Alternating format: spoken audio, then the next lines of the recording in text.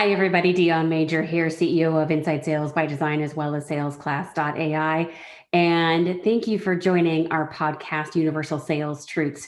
We started this podcast to share stories and journeys of universal sales truths, meaning what was true to forge a relationship with clients in the past. It was true in the past and will be true today and will be true tomorrow. And so we're bringing guests to you and speakers that have amazing backgrounds and experience to share pieces and parts of their journey and their stories. And we know that you will be inspired and you will learn something and hopefully get some folks to connect with as well, and broaden your circle and your network, because that's what this life and world is all about, are the human connections we make at the end of the day. So thank you so much for joining us today. Thank you for listening to the Universal Sales Truth podcast. And we hope to hear from you soon. And I know that you're going to leave inspired.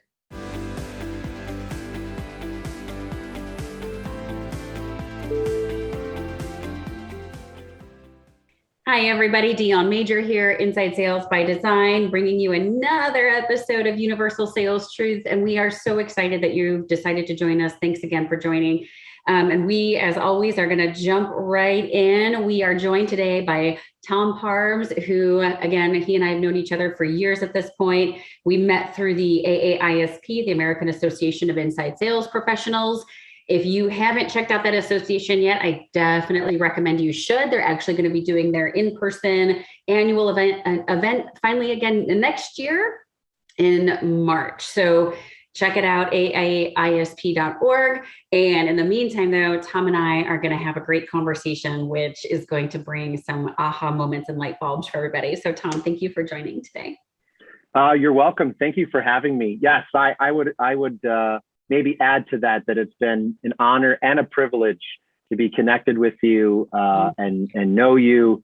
I know together we've learned so much together, and it's just been, my heart is filled with gratitude for our connection. So thank you. Thank you. And likewise, Tom, I think that's the key, right? Is our connection. And we talk about it a lot on this podcast and just in general is we are all humans and relationship driven. Doesn't mean we're always going to like one another, but I like you. It's always about, though, coming at each other with respect and just listening and being at peace, right? So Yep. Just be respectful and start there. A lot of good things can happen. So grateful for our connection as well. Yeah, awesome. And so we're going to start today. Tell us a little bit about your background, where you're at now, a little bit about your journey. Absolutely. So, hello, everyone. My name is Tom Parbs. Currently, I am the Senior Director of Sales at Alert. I've, at the end of this year, it will be 20 years career in sales. I've been an individual contributor for many of those years. I've also been in a leadership by title position, which we'll talk a little bit more what I mean by that. Yeah. I actually got into sales by luck, maybe. I did a tour of duty in the United States Marine Corps when I was much younger of a man. Thank you. Thank you. Appreciate that. And I was a young father, getting out of the military. And back, if you can believe it, Dion, when you were looking for jobs, you had to look in the classified section of a newspaper, right? Yes, there were no Indeeds or Monsters. So one ad was, be this big, tough security guy.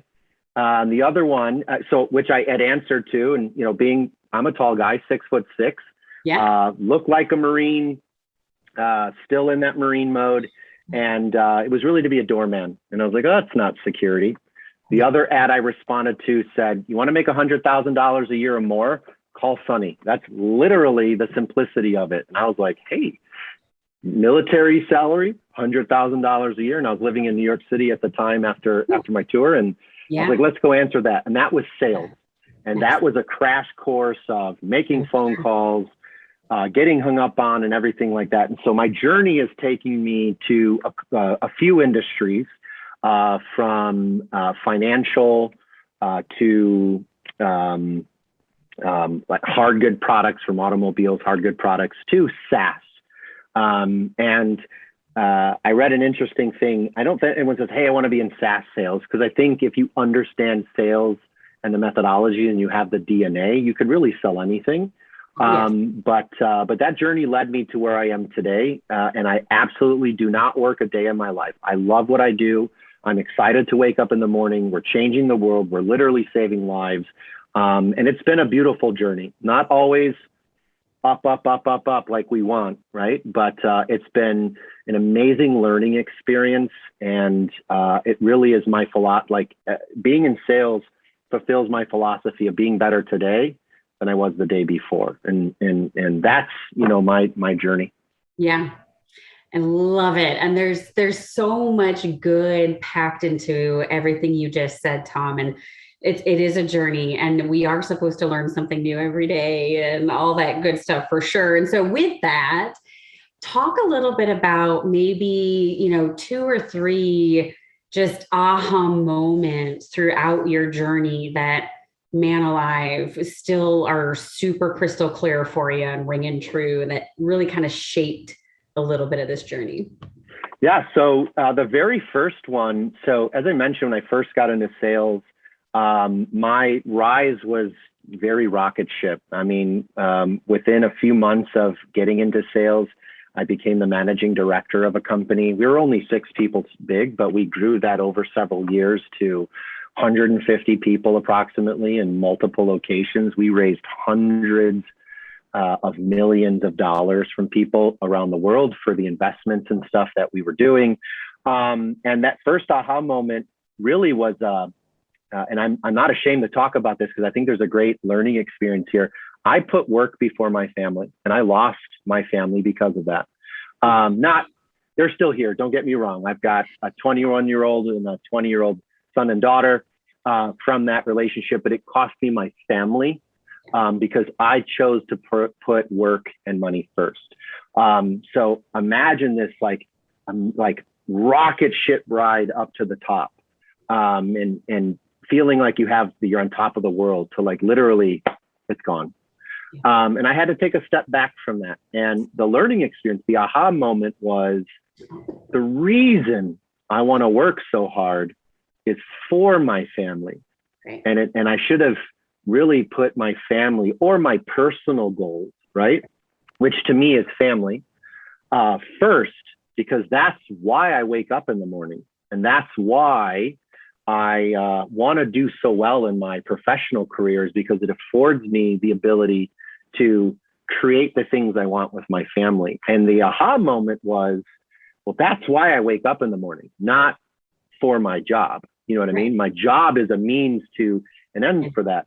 And because I manage so many people, and have still to this day, I realized the aha was, that's why the employees are coming to work every single day, not because of the job that they do.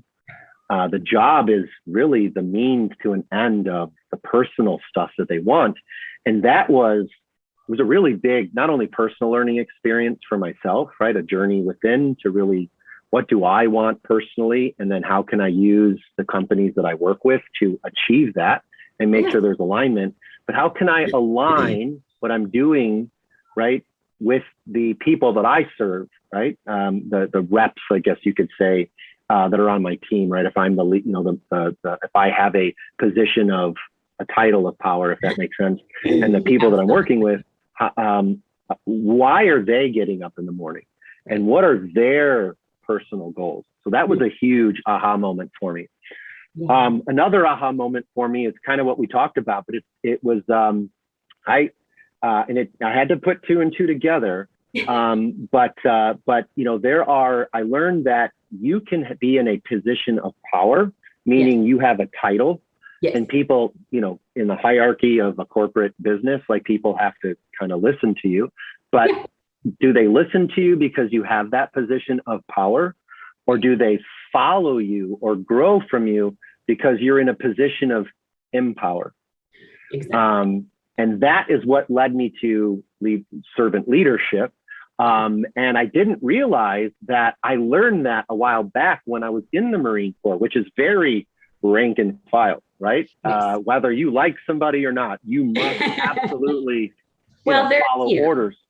There's a time and a place for command and control, no question, right? So, but normally in our day-to-day lives in the United States of America, maybe not so much. So Absolutely. But in that very rigid rank and file, command and control example, I had a gunnery sergeant. He was our platoon sergeant.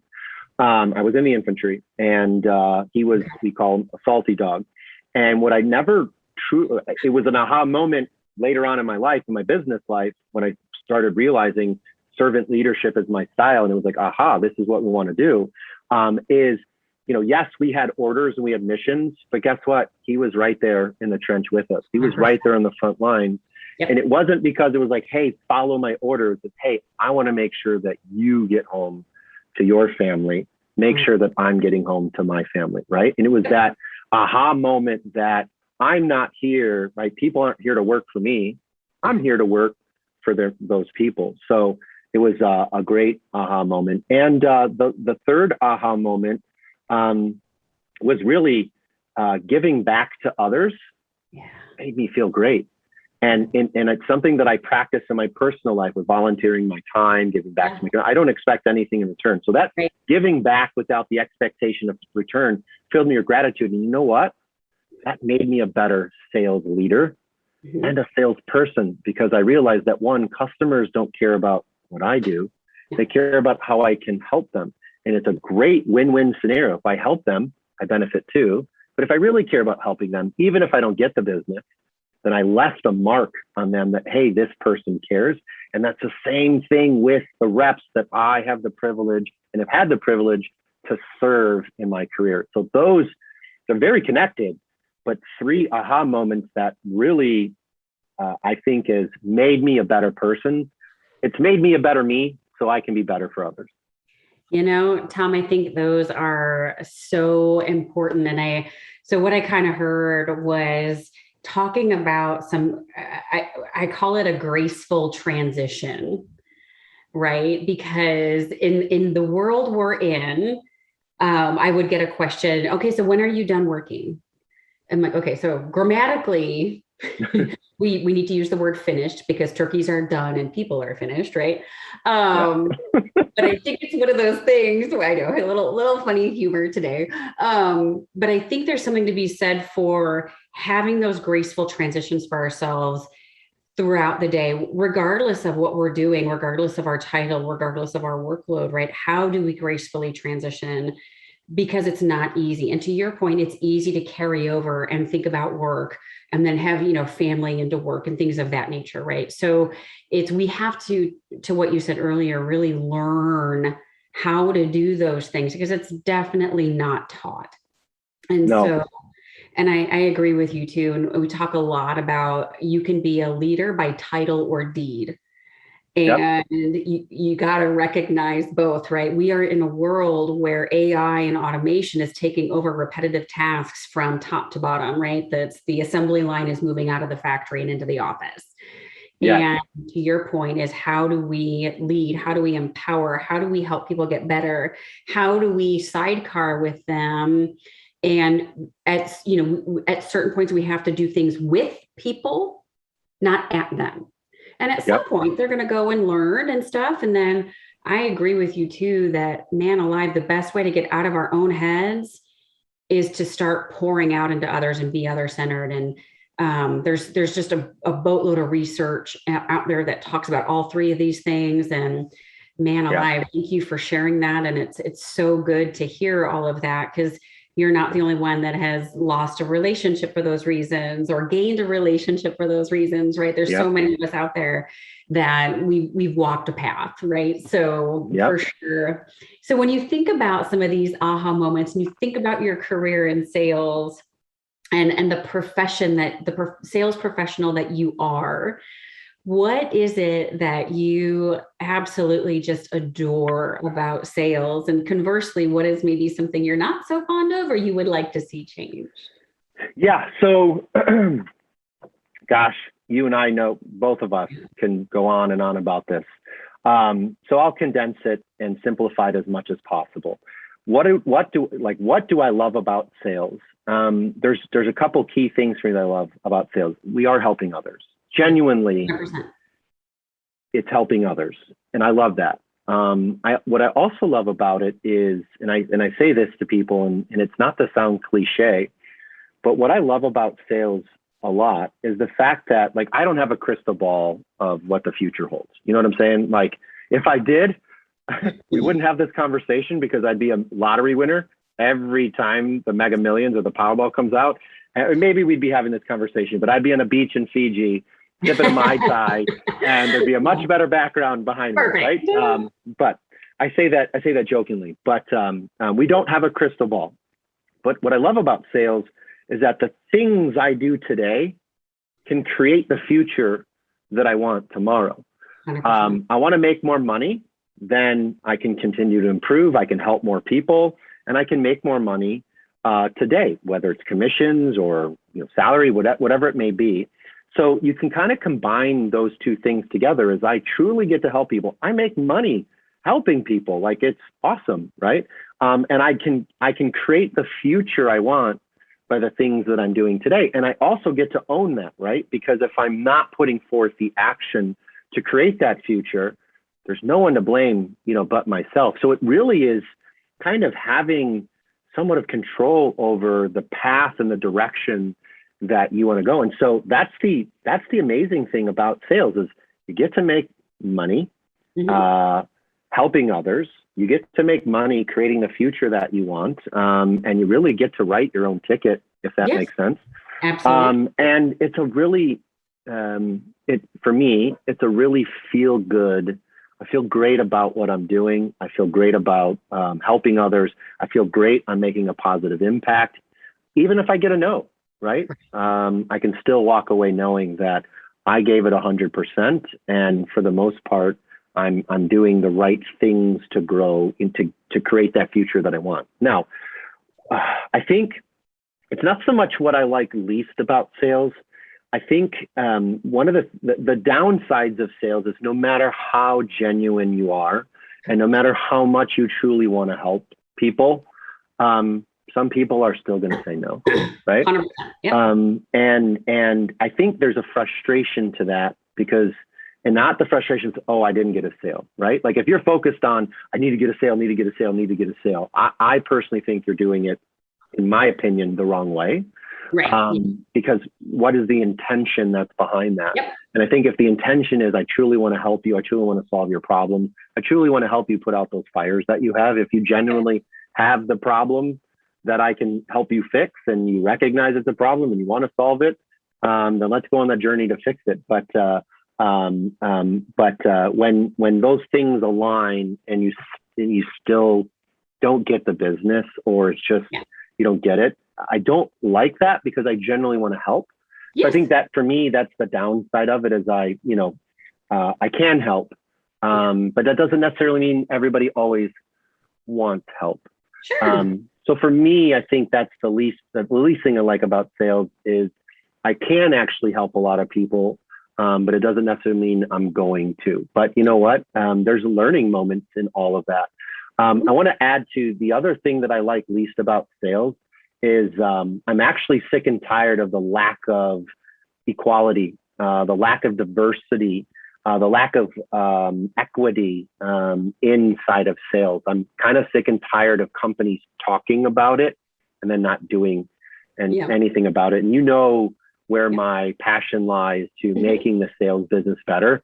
We can be better. There's a lot of people that 100%. Can make it better. And I think there needs to be a lot more men, if you will, that empower and influence this. And there really needs to be, there's amazing super women that are in this business that don't stand up either. So I think we all need to work together and make this is an amazing career to have, and it can be better. And it's 2021, and I'm tired of the talk.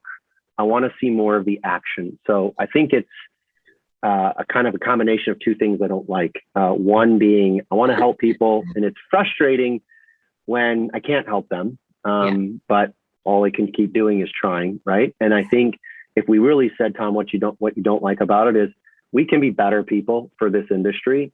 And a lot of people like to talk about it, but few people are doing stuff about it. There's a lot of great people doing it, but few are actually making that. And for anybody listening or anyone that's watching this, you have the power to make it better. So let's make it better. Let's stop talking about it. Let's start doing something about it.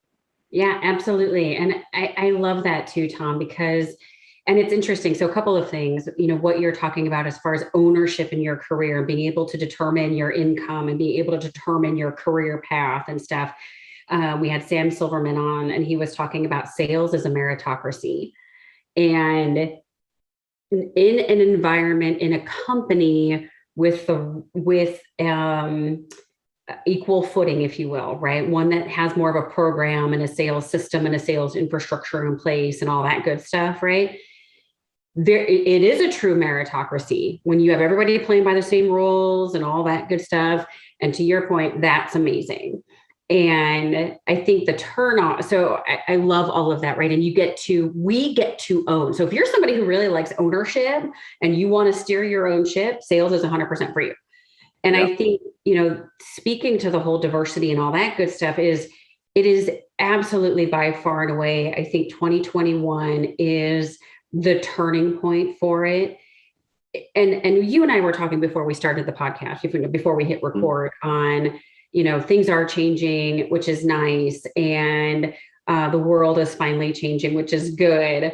But I think a lot of the stigma or stereotypes associated with sales are a little bit amplified because of COVID, right? So people are tired for a variety of reasons. I'm not a sociologist, but I will just throw that out there.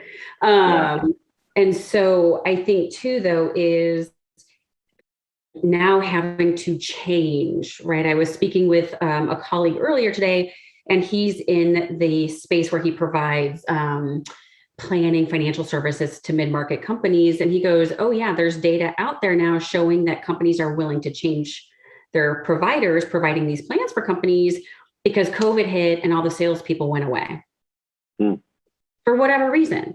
And so if the sales leader couldn't transition the outside team to an inside team, right? That's a big shift.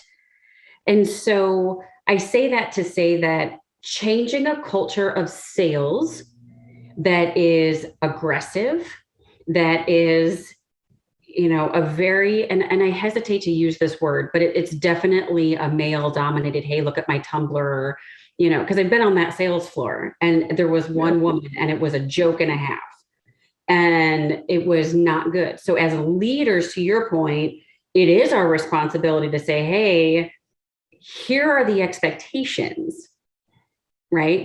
And here are the professional expectations when we come to the office.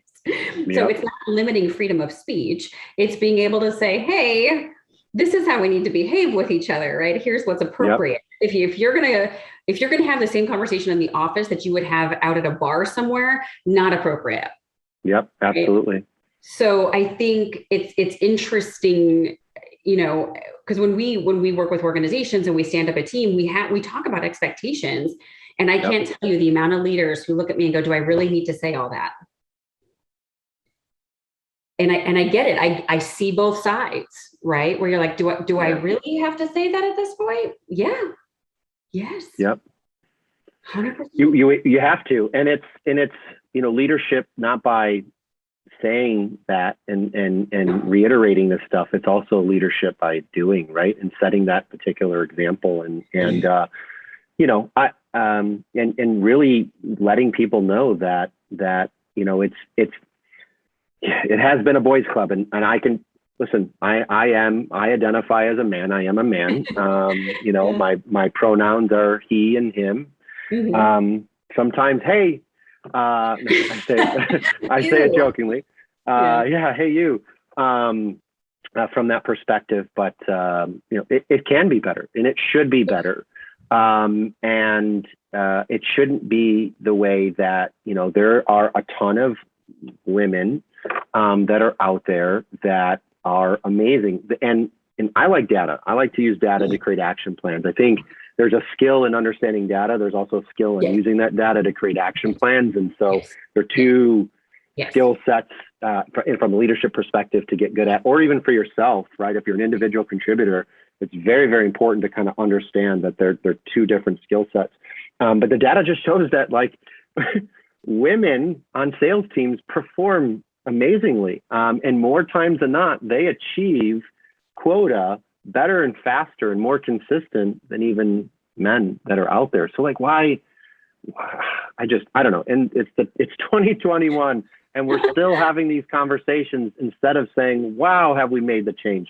So, you know, change is never easy. And change, of course, requires a lot more effort to get to that new state than where you're currently at. But listen, I mean, the status quo should be very painful right now if you're not on, as Nikki Ivy, I just once learned, I learned in last year's Women in Sales Summit, the train of change is here, and you need to get on board with it. And that stuck with me, that resonated with me. And so change is never easy, and change takes us out of our comfort zone.